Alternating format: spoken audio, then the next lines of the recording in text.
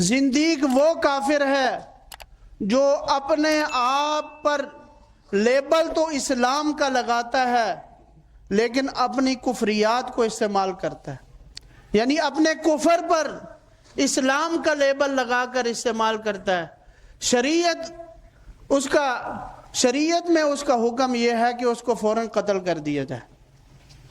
اس کی مثال ہمیں دور نبوی سے بھی دور صحابہ سے بھی ملتی ہے کہ جھوٹے مدعی نبوت مسیلمہ کذاب کے دو قاصد آپ صلی اللہ علیہ وسلم کے پاس آتے ہیں اور آپ کو ایک خط دیتے ہیں اور کہتے ہیں، اس خط میں مسیلمہ نے لکھا کہ آپ دو باتوں میں سے ایک بات کو اختیار کیجئے، یا تو یہ لکھ دیجئے کہ آدھی زمین پر آپ کی نبوت، آدھی زمین پر میری نبوت چلے گی، یا یوں کہ آپ یہ لکھ دیجئے کہ میرے بعد مسیلمہ کی نبوت چلے گی۔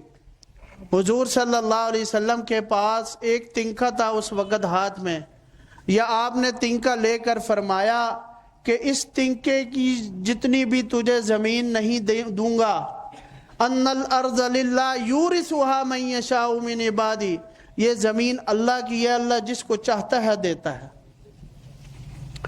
اور جو قاصد آئے تھے ان کے بارے میں کہا، اگر قاصد کو مارنا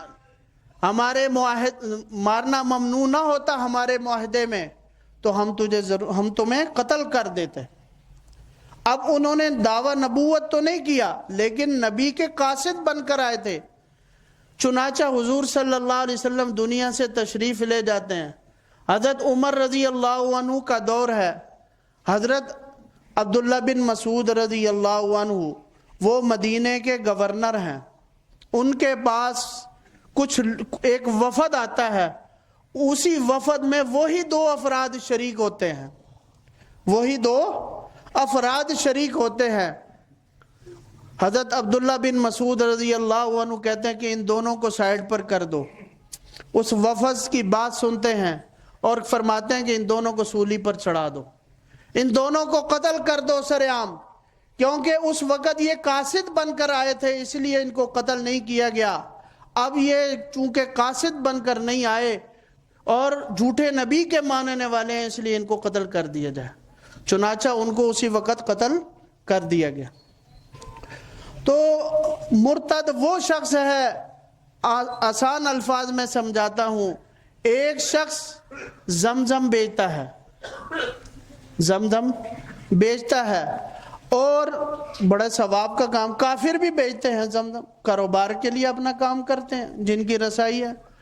اب ایک شخص عام پانی پر یا شراب پر، شراب بھی بکتی ہے نا، جو شراب کو شراب کہہ کر بیچتا ہے، شریعت میں تو ممنوع ہے لیکن قانون اس کو اجازت دیتا ہے، لیکن جو شراب پر زمزم کا لیبل لگا کر بیچے تو وہ کتنا بڑا جرم ہے۔ کوئی بھی قانون اس دھوکہ دہی کی اجازت نہیں دیتا۔